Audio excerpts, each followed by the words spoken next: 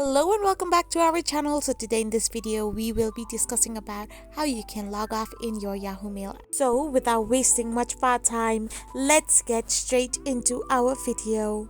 So first and foremost, all you need to do is simply tap open a web browser of your preference and type in the URL www.yahoo.com.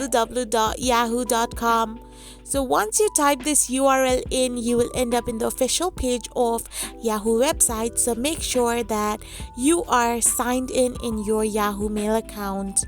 So once you are in this kind of interface, you can see that you have your profile icon on the right hand side of the menu. So simply tap it on and hit the sign out button right over there.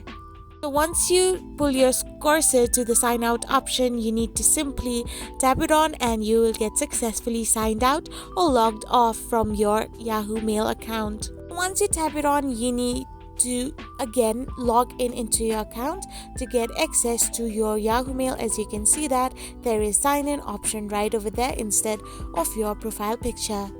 So I hope you found this video helpful, so don't forget to hit that subscribe button and do give us a thumbs up. We will be back again with these informative videos. Thank you for watching.